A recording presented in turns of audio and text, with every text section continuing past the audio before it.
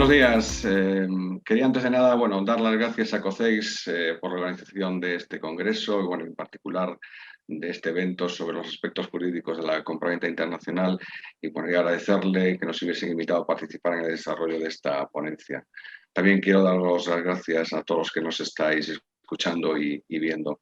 Antes de nada quiero presentarme, soy Blas Rivas, soy abogado desde hace ya unos cuantos años y con relación al mundo internacional me une la circunstancia de que que tengo el honor de ser el presidente de Jurisgal. Jurisgal es una red internacional de abogados que está presente en 50 países de los 5 continentes y que con relación a otras redes, que hay muchas, tenemos una circunstancia que nos hace totalmente especiales y diferentes, que es que nuestro idioma de comunicación es el español. Bueno, sin más trámite, me gustaría en primer lugar presentar a las 2 personas que van a estar conmigo. En primer lugar, Carmen Calvo Couto, que es abogado con licencia en España y en Reino Unido, responsable del Departamento de Internacional de la firma del sur de Inglaterra, Cognitive Law, y tiene una gran experiencia en el asesoramiento jurídico de empresas extranjeras en Reino Unido y también de empresas del exterior que acuden a su país. Hola, Carmen. Hola, Blas. Muchas gracias por la oportunidad de estar aquí con todos vosotros. Muy bien, gracias, Carmen. También quería presentar a Natalia del Olmo Guarido, que es abogada colegiada en España y también en Italia. Es responsable del Departamento Internacional del Estudio Legale Tosato, con sedes en Roma y Milán. Me es importante destacar que estuvo trabajando en UniDroit o UniDroit, como se pronunciaría en español, una entidad a la que seguramente muchos de los que estáis escuchando conoceréis. Es árbitro internacional, miembro del CIARP desde 2020 y también miembro del Club Español del Arbitraje. Hola, Natalia. Hola, buenos días. Muchísimas gracias, Blas, y un saludo. Muchas gracias a COCES por darme la oportunidad de participar en este congreso y un saludo a todos desde Roma. Gracias, Natalia. La finalidad de esta mesa o de esta charla es hablar sobre los aspectos de la compraventa internacional en este momento a nivel de lo que está ocurriendo a nivel mundial. En ese sentido, vamos a comentar una serie de cuestiones y para no perder más tiempo, vamos a hablar. Me gustaría en primer lugar comentar que a la hora que sabéis, cuando hacemos una contratación de una operación de compraventa internacional, existen en realidad 2 vías a nivel mundial o modelos diferentes, que en algún caso plantean soluciones similares y en otros contrapuestos. El sistema del Common Law y el sistema del Continental o Civil Law. Desde este último modelo también podemos encajar una normativa esencial a nivel mundial, que es el Convenio de Viena sobre compraventa internacional de mercaderías de 1980 y que frente al Common Law es la mejor y la más importante alternativa. Si me preguntáis cuál de los 2 sistemas es mejor, pues la realidad es que es difícil responder a esa pregunta. Si más tarde tenemos un momento, también os daré mi opinión. Pero ahora, es el momento también de dar espacio a Carmen y Natalia para que nos hable una del Convenio de Viena y la otra del Common Law y nos den alguna de sus claves. Sin más preámbulos, Natalia, cuando quieras. Bueno, pues voy a hacer una breve referencia a la Convención o Convenio de Viena, muy breve porque entiendo que las personas que me escuchan la conocen perfectamente. Bueno, precisamente la Convención de Viena surge para cubrir una necesidad muy importante en el comercio internacional y era la necesidad de armonizar, de ofrecer una solución neutral y armonizada. Los trabajos inician precisamente en el seno de UniDroit y después en la Comisión UNCITRAL de las Naciones Unidas y se aprueba finalmente en el 1980, después de muchísimos años de trabajo. Se interrumpe con la Segunda Guerra Mundial y los trabajos preparatorios y se reanudan sucesivamente. Actualmente ha sido ratificada por 94 países, que son muchísimos, pero además lo importante es el peso específico a veces de muchos países para interpretar el derecho nacional. Cuando se aplica la Convención de Viena, pues se aplica a la compraventa internacional cuando las 2 partes contratantes tienen su sede en estados contratantes diferentes. Y también se aplica cuando se acude a las reglas, las partes no han establecido la ley que se va a aplicar al contrato y en aplicación de las normas de conflicto se arriba a la Convención de Viena. Una cuestión muy importante que yo quiero destacar, porque nos la encontramos todos los días en la práctica, es que cuando las partes pueden excluir libremente su aplicación, pero cuando dos estados contratantes, por poner un ejemplo, España-Italia, España-China, Italia-China, concluyen un contrato de compraventa y no excluyen expresamente la Convención de Viena, la Convención de Viena es de aplicación. Y esto, pues, a veces los operadores no lo saben. Obviamente no se aplica a las compraventas de consumidores y bueno, hace referencia a aspectos fundamentales como la formación del contrato, los derechos y obligaciones de las partes, el incumplimiento y sobre todo recoge principios básicos como la buena fe, la autonomía de la voluntad y el criterio de la razonabilidad, que más adelante pues vamos a hacer alguna referencia al mismo. ¿Qué decir? Que el éxito radica seguramente en la solución uniforme que ofrece y en el intento de ofrecer soluciones neutrales que puedan servir tanto para países de tradición continental como para países de common law. Y bueno, pues esta breve introducción me parece más que suficiente, ¿no?, para dar una idea de lo que es y de lo que supone. Gracias, Natalia. Carmen, ¿tú cómo lo ves desde la Common Law?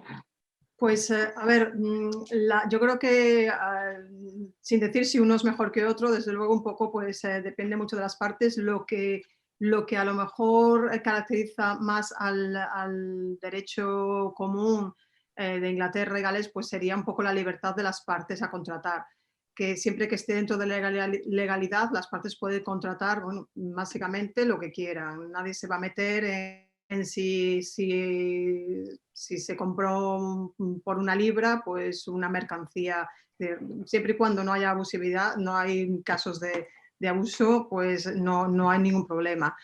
Un contrato en Inglaterra es válido siempre que haya una aceptación de una oferta. Son quizás los puntos concretos del derecho común. Hay una aceptación de una oferta y la oferta no puede ser una mera invitación a negociar, sino que tiene que ser una oferta precisa con todos los términos de la obligación principal.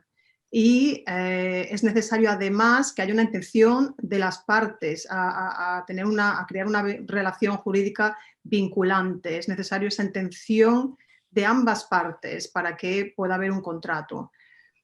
Es verdad que cuando estamos hablando de relaciones comerciales, este tipo de intención pues se presupone se presupone que quieren celebrar un negocio jurídico, ¿no? Otro punto importante en relación a los contratos para ver que sean válidos en Inglaterra es que haya lo que se llama la consideration, que es una prestación o una contraprestación. Todo esto pues, hace que los contratos en Inglaterra sean muy amplios, extensos, muy complejos. Las partes quieren incluir ahí pues eso, lo máximo posible para que no se dé ninguna posibilidad al arbitrio al final. Entonces vemos contratos de 20 páginas, 30 páginas y de ahí, bueno, todo lo que quieran incluir, ¿no? Algo que quizás me gustaría destacar, porque es una diferencia entre el derecho del común y el del Convenio de Viena, es en la idea de la buena fe, ya que en los contratos ingleses destaca la ausencia de esta obligación general de la observación de la buena fe. Eso es debido quizás a lo que se dice la libertad de elección de las partes y que las partes pueden perseguir sus propios intereses siempre que se cumplan las obligaciones del contrato. Como la libertad del contrato es un pilar importante en el derecho contractual del derecho común, se consideran que los deberes deducidos de la buena fe pues, harían perder la idea de que las partes tienen intereses opuestos y se disminuye la libertad de conseguir la mejor oferta.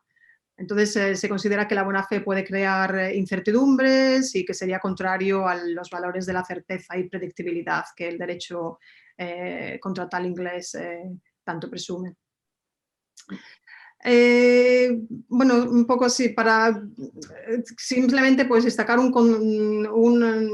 que las partes sí que pueden incluir en las cláusulas de buena fe, pueden incluirla, aunque a los juzgados no les gusta, pero si se quiere incluir en alguna cláusula este tipo de la buena fe, pues que se debe de hacer de forma muy clara y precisa, no de forma general, pero para quizás cláusulas específicas, y se recomienda quizás pues, incluir una lista no exclusiva de ejemplos de comportamientos de buena fe a las que las partes pues, pueden atenerse un poco pues, para que no haya después una amplia interpretación en ese sentido.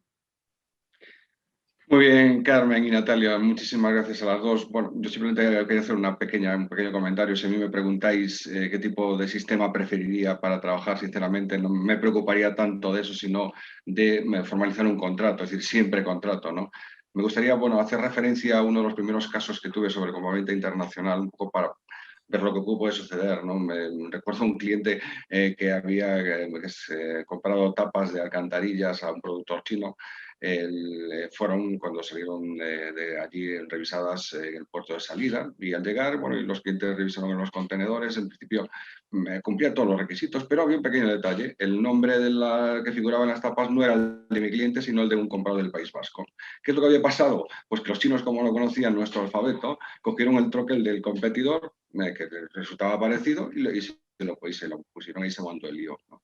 El problema es que en este caso no había contrato, tampoco se habían fijado bien las condiciones de tipo, diseño, calidad, y ni tampoco está bien claro la revisión. Al final, ¿qué ocurrió? Que el cliente, como no tenía ningún contrato en el que ampararse, tuvo que comerse el producto y finalmente acabó vendiéndose los productos a su competidor vasco a un precio mucho más reducido. Bueno, con relación, uniendo sobre este tema a una cuestión que también es importante, que es qué es un contrato o qué forma necesita. En este mundo, bueno, realmente es verdad que se cierran con mucha rapidez todo tipo de acuerdos, y que en ese sentido prácticamente no se plasman en contratos que deberían ser correctos. La cuestión es, ¿basta con una simple firma de una oferta firmada por correo electrónico, una factura por forma, un albarán firmado por el comprador? ¿Son estos un contrato adecuado? Bueno, en primer lugar, yo también me reservaré al final mi opinión, pero bueno, quería saber la opinión de Natalia sobre esta cuestión. Bueno, pues en los sistemas continentales, pues en la mayoría de ellos rige el principio de libertad de forma, y las partes pues no están sometidas a una forma precisa, y el contrato es válido cuando hay pues eso, el intercambio de oferta y aceptación. Y esto es así también en la Convención de Viena.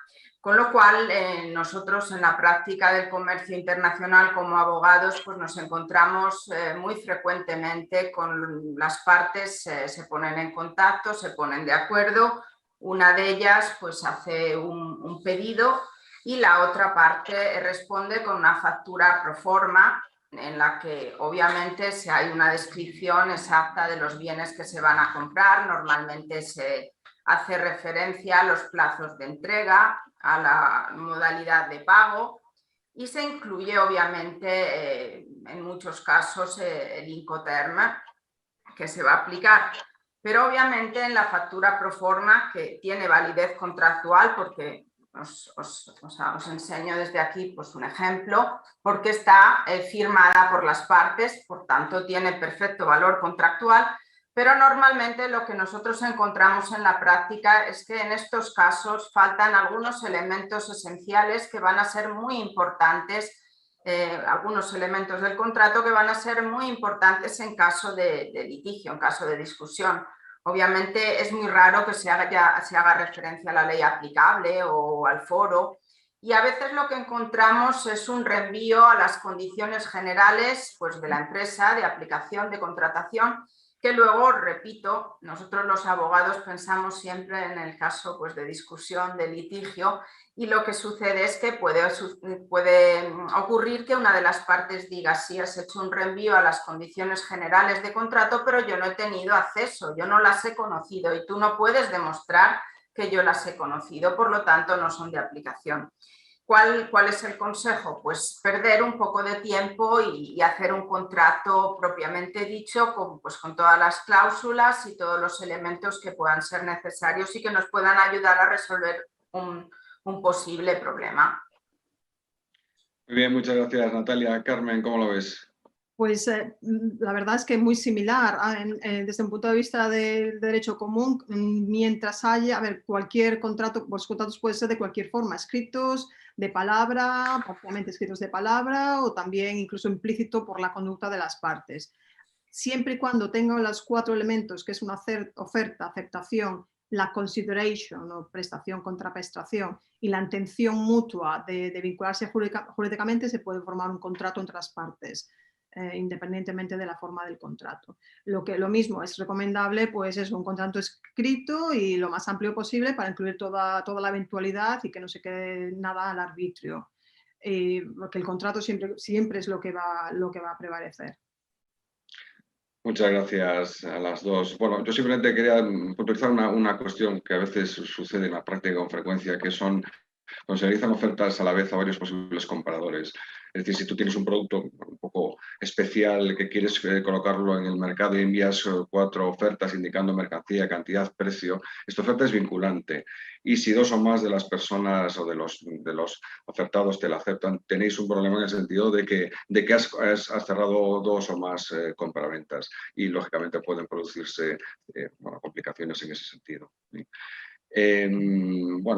Podemos comentar otra cuestión que es importante, que nosotros consideramos que debe de profundizarse un poco en este tema, que es las representaciones y poderes de los intervinientes en el contrato. Me gustaría también ilustrar con un ejemplo algo que sucedió en 2012, que tuvo bastante trascendencia mediática, en el caso de un agente comercial que decía que actuaba en nombre de varias compañías españolas en Ucrania y se hizo pasar por representante de gas natural y firmó un acuerdo con el gobierno del país que estaba valorado en 1.100 millones de dólares para la construcción de una planta de gas licuado en el Mar Negro. Efectivamente, Gas Natural negó toda referencia con ese representante, pero realmente, hasta incluso, en este caso, que es lo que quería resaltar, un gobierno de un país como Ucrania pues tuvo un grave problema. Lógicamente, en el mundo comercial esto es muchísimo más habitual y se produce con cierta frecuencia y nosotros creemos que es fundamental comprobar que la persona con la que firme tiene capacidad suficiente para obligar a quien representa. En esta cuestión sí que hay determinadas diferencias que a veces traemos un poquito entre lo que es el sistema, digamos, continental y lo que es el sistema como lo... Bueno, primero sigamos con Natalia para ver cuál es su opinión al respecto. Bueno, yo creo que es muy importante pues, que las partes, cuando concluyen un contrato de compraventa, sepan bien con quién están contratando y que la persona que firma o que da el consentimiento pues tiene plena capacidad, poderes para obligar a la empresa. Y en algunos países, cuando se contrata, por ejemplo, un contrato entre 2 partes, Italia-España, pues es más fácil verificar. En Italia, por ejemplo, es relativamente fácil acceder a una base de datos del registro de empresas donde podemos extraer un certificado donde va a resultar el administrador y los apoderados de la empresa. En otros países, por ejemplo, cuando la parte contraria está en China, pues es mucho más difícil. Me interesa destacar que en estos últimos tiempos, quizás un poco porque la contratación se hace a distancia, las partes no se encuentran personalmente y también por el COVID, pues que ha dificultado muchísimo las relaciones directas, pues nos hemos encontrado con muchos casos de suplantación. O sea, que no solo hay que verificar que la persona con la que estamos contratando pues tiene poderes, sino que además es la persona que creemos que es y que está detrás de ella, pues está la empresa que nosotros creemos que está, porque efectivamente comentaba que nos estamos encontrando con muchos casos en los que pues, intervienen personas con correos electrónicos con el nombre de una empresa, con papel con membrete de la empresa, que realizan pagos anticipados y que después pues, se trata de estafadores. Y bueno, pues es importante, sobre todo cuando se está contratando con personas que a lo mejor están en la otra parte del mundo, que tienen un idioma que no entendemos bien y que no podemos verificar fácilmente cuál es la situación. Bueno, me parece importante llamar la atención sobre este riesgo. Perfecto, Natalia, muchas gracias. Carmen, ¿qué nos cuentas? Desde el punto de vista de Inglaterra y Gales, sobre todo, quería destacar el hecho de que no hay los poderes de representación tal y como se conocen, pues quizás en España o en Italia, ¿no? Normalmente, pues lo importante para la representación es que la persona tenga la autoridad de actuar en nombre de una empresa, por ejemplo, para todos los actos de la sociedad para que sean válidos. Algo que quería destacar también es eso, el poder de representación o que tienen los abogados, porque yo, claro, cuando trabajo mucho pues, con países del continente y lo primero que me piden es el poder. Aquí no hay poder, yo soy la abogada y yo como abogada inglesa pues tengo un deber moral de actuar dentro de la legalidad y de mantener la confianza pública, por lo que si yo te digo que actúo en nombre de esta empresa, pues en principio pues, se debería de aceptar. Y aquí pues nadie les pone duda, siempre y cuando, a ver, siempre hay la posibilidad de verificar pues que es un abogado, porque claro, sí que hay muchas estafas, sobre todo online, que alguien se puede hacer pasar por otra persona, ¿no? Pero bueno, hay posibilidades de verificar que este abogado es abogado. Por lo que pedir el poder pues no es necesario. Lo que me gustaría sí destacar en este punto es una figura que se conoce en el derecho común, que es la figura de la autoridad aparente, que es normalmente en el caso en el cual pues, una empresa presenta a una persona como teniendo una autoridad o quizás se presenta con más autoridad de la que en realidad tiene y realiza actos en nombre de esa sociedad. La otra parte del contrato, pues confiando en que esa persona tiene autoridad, porque todos los actos pues, lo hacían ver, pues procede pues eso, como si fuese como una autoridad aparente. Entonces, esta autoridad aparente entra en efecto cuando esa tercera persona, esta otra parte del contrato, pues razonablemente, y ese es el punto, razonablemente considera que se le ha dado a esta persona autoridad suficiente para contratar. Esto, bueno, pues es la idea de la protección de tercera partes por las pérdidas que se le podría causar, pues eso, los actos. De la buena fe en realidad, ¿no? Claro. Que entra. Sí. Entonces, claro, los actos de esa persona pues serían válidos frente a la sociedad. Pero sí, hay que tener claro una cosa, que si esta autoridad aparente en un momento pues resulta dudosa, pues si está dudosa ya no tiene efecto, por lo que si entre las partes ya alguien empieza a decir, pero tú tienes autoridad y ya hay una duda, pues ya no se va a poder al final decir, pero es que lo firmamos pensamos que tenías autoridad aparente. Entonces, si hay dudas, pues no entra en efecto. Entonces hay que tener esto en cuenta. Bien, gracias a las dos. Como nos queda poco tiempo, vamos a ir un poquillo más rápido si podemos, sobre todo para que podamos abarcar la mayor cantidad de puntos posibles, ¿no? Hay una cuestión que, con relación al tema de los contratos en sí, que es importante para el desarrollo de las obligaciones en la compraventa internacional, que es la diferencia entre lo que sucede cuando hay una transmisión de riesgo y la transmisión de una propiedad del vendedor al comprador. Estos dos conceptos realmente son conceptos muy jurídicos, resultan clave para determinar quién es el responsable en su caso de un incumplimiento contractual, que será el tema que trataremos al final. Voy a plantear un caso para que ver un poco cómo puede suceder esta cuestión, ¿no? Hay un asunto en donde había una venta de un producto en concreto de merluza congelada española a Jordania. El Incoterm ha utilizado el CIF y el vendedor lo cargó correctamente, pasó los controles sanitarios españoles y cuando llegó a Jordania, resulta que tenía una serie de parásitos la merluza y según la legislación jordana se exigía menos número de parásitos que permitía la legislación española. Entonces, el vendedor recuperó la carga, tuvo que venderla a otro país, en este caso a Estonia, y se iniciaron negociaciones, se descontó el precio de la venta de reemplazo y finalmente el vendedor lo que acordó es reclamarle los portes, tanto que habían sucedido para Jordania como los que había sufrido hacia Estonia, ¿no? Aunque realmente en este caso se había trasladado el riesgo al comprador porque cumplió con el embarque correctamente, realmente la propiedad, que es lo que importa, no se trasladó porque no se había cumplido por parte del vendedor las circunstancias claves, como entre una de ellas era la calidad exigida. Y en ese sentido el vendedor incumplió el contrato. Finalmente perdió, en este caso era un procedimiento judicial, perdió el procedimiento, ¿no?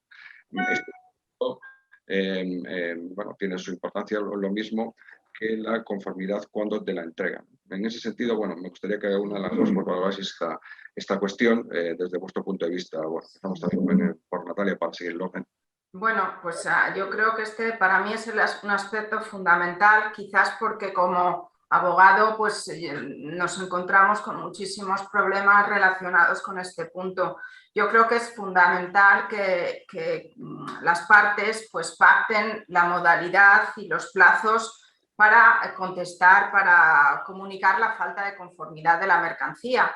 Porque aquí sí que vamos a encontrar muchas diferencias importantes entre las distintas legislaciones. Por ejemplo, en el derecho italiano, pues el comprador tiene un plazo de 8 días desde que descubre el vicio, el problema, para comunicarlo a la otra parte. En cambio, si vamos a la normativa de la Convención de Viena, nos encontramos con dos normas fundamentales, que el artículo 38, que nos dice que el comprador está obligado a examinar inmediatamente la mercancía cuando la recibe para poder, y este es el artículo 39, para poder comunicar los defectos, los vicios en un plazo razonable. La Convención de Viena hace referencia al plazo razonable y obviamente el plazo razonable da pie a mucha interpretación y así vemos que la jurisprudencia pues, ha tenido en consideración para interpretar qué es razonable, pues ha tenido en consideración la tipología de bienes y también la tipología de los vicios, si son vicios que se pueden ver a simple vista o que se requiere pues, un examen más profundo. Por ejemplo, cuando se habla de mercancía perecedera o de defectos visibles, pues por ejemplo para la fruta se ha pasado de 4 a 6 días, por ejemplo. En cambio para la ropa, problemas, nosotros tuvimos un caso de unos botones, bueno, que se veía claramente un botón estaba aquí y el ojal pues como a 2 metros, y prácticamente en este caso se consideró que 2 o 3 meses no eran un plazo razonable. Por ejemplo, para unas baterías, también tuvimos un caso de unas baterías que llegaron con el líquido pues, fuera. En este caso no se consideró razonable un plazo de 3 meses para contestar, para comunicar la falta de conformidad.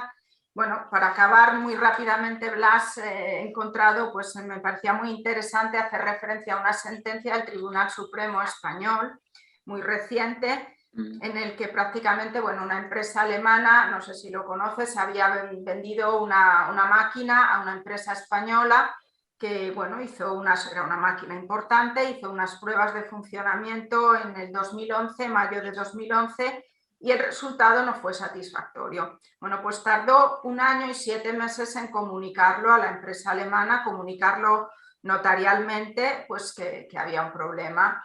Y el Tribunal Supremo Español, después de pues, primera instancia, segunda instancia, el Supremo consideró que no se había comunicado la no conformidad en un plazo razonable, que no era razonable, y en aplicación de la Convención de Viena, el comprador perdió los derechos de pedir el resarcimiento de los daños. O sea que es muy importante este punto.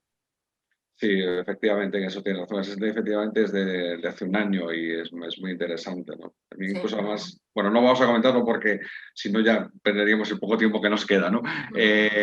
Carmen, ¿cómo lo ves tú?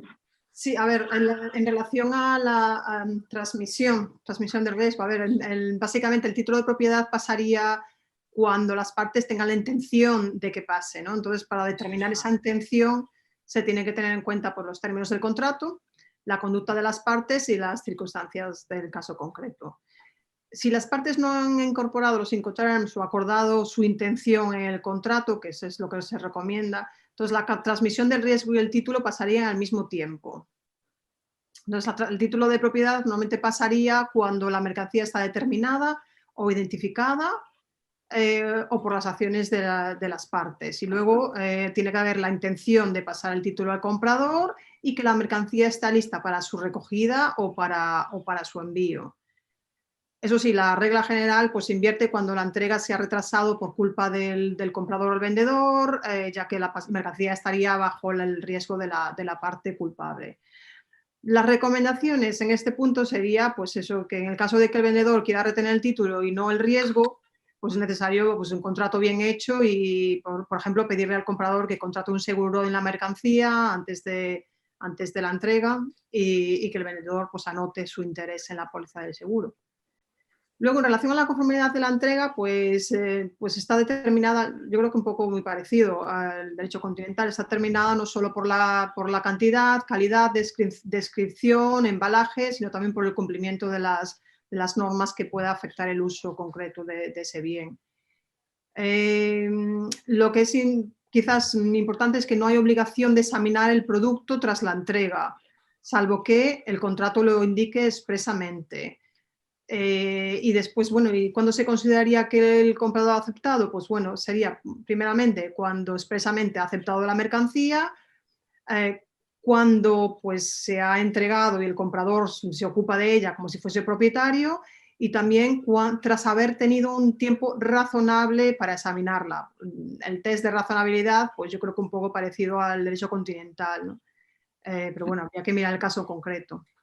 Luego, bueno, así en la práctica, preparar un contrato, pues yo creo que el vendedor debería asegurarse de que el comprador no pueda eludir responsabilidad, incluir en el contrato, pues por ejemplo, que el comprador está obligado a aceptar expresamente o que se le excluya o se le limite de alguna forma el derecho del comprador de rechazar la mercancía, que se especifique en el contrato cuando se considera que el comprador ha aceptado la mercancía.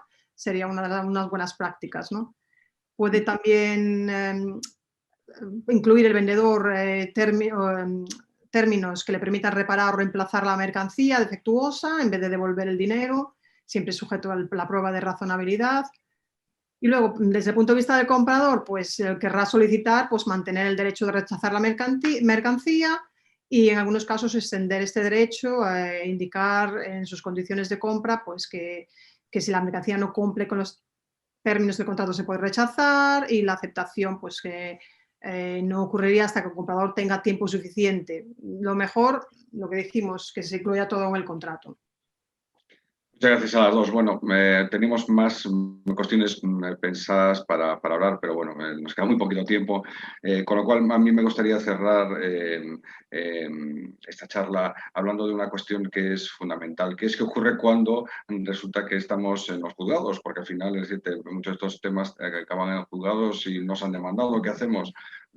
Por ejemplo, o queremos demandar, ¿cómo hacemos? ¿No? En ese sentido, la recomendación clave o clara es siempre buscar un buen abogado, pero ojo, porque los abogados fuera de España, eso hay que decirlo, en general fuera de España son bastante caros, ¿no? En ese sentido, bueno, son bastante los clientes que de repente se encuentran con la necesidad de hacer esa reclamación y hay que valorar, bueno, si realmente te interesa el seguir el procedimiento. Más complicado es cuando eres demandado, ¿no? En este sentido, sí, por ejemplo, me gustaría comentaros que Natalia es la abogada para el sur de Europa de Sinosure. Sinosure es una entidad similar al CESCE, para los que entiendo que todos lo conocéis, ¿no? Y tanto Carmen como yo, bueno, hemos trabajado con ella en reclamaciones en España y Reino Unido, ¿no? De Sinosure. Esto va simplemente a cuento de una cuestión, es decir, la gente reclama las operaciones. En este caso, los chinos reclaman sus operaciones cuando son impagadas. O sea, no pensemos que un contrato internacional simplemente, bueno, como está muy lejos no va a pasar nada, no. pasan cosas. Entonces, bueno, hay que tener cuidado y tener prevención. ¿Cómo lo veis, Carmen, en primer lugar? Pues a ver, lo primero, pues desde luego, si hay un incumplimiento del contrato, pues ese derecho tiene que notificarse lo antes posible y mi recomendación es comenzar las acciones lo antes posible, desde luego. Cualquier reclamación aquí en Inglaterra, si va desde un abogado inglés, siempre va a tener más peso. Entonces siempre se recomienda pues, instruir a un abogado lo antes posible. Si al final pues, las reclamaciones extrajudiciales no llegan a nada, pues habría que mirar un poco si vale la pena hacer una demanda. Es verdad que muchas empresas aquí en Inglaterra es muy fácil aquí pues, ponerse en concurso de acreedores y ya está, y no se puede hacer nada, que es lo que nos pasa en muchos casos. Entonces hay que investigar un poco pues, si esa empresa pues, está todavía activa, si tiene bienes, pero si es una empresa reputable y con bienes, pues se recomienda pues, comenzar la demanda lo antes posible. Si es una demanda razonable en el sentido de una cuantía razonable de más de 10.000 libras, el beneficio es pues, que si al final se tiene éxito, pues se pueden recobrar la mayoría de las costas, por lo que vale la pena comenzar. Eso sí, si hay mucha disputa, si va a haber una defensa fuerte, pues entonces ahí pues las costas van a incrementar bastante y quizás no se vayan a poder recuperar todas. Pero bueno, que vale la pena y aquí lo hacen. Aquí lo primero que hace una empresa cuando hay un incumplimiento es comenzar una demanda directamente. Bien, perfecto. Natalia, ¿cómo lo ves? Pues yo lo veo que efectivamente en un mundo global como en el que estamos actualmente, pues efectivamente no se puede pensar que porque pues la parte contraria está a 5.000, 10.000 kilómetros, pues no me va a demandar. Efectivamente se demanda y para nosotros como abogados lo más importante es tener en cuenta cuando nos llega una cuestión, es saber cuál es el foro competente o si hay una cláusula arbitral, pues si esta cláusula es válida y se puede aplicar. Pero bueno, el consejo que podemos dar a los operadores, a los empresarios, es que nos presenten y que preparen una documentación adecuada. Es muy importante, sobre todo cuando estás presentando en un juzgado italiano una documentación pues, de otro país, es muy importante tener documentación bilateral, porque las facturas, los pedidos, bueno, pues tienen naturaleza unilateral, la documentación del transporte pues ya es mejor.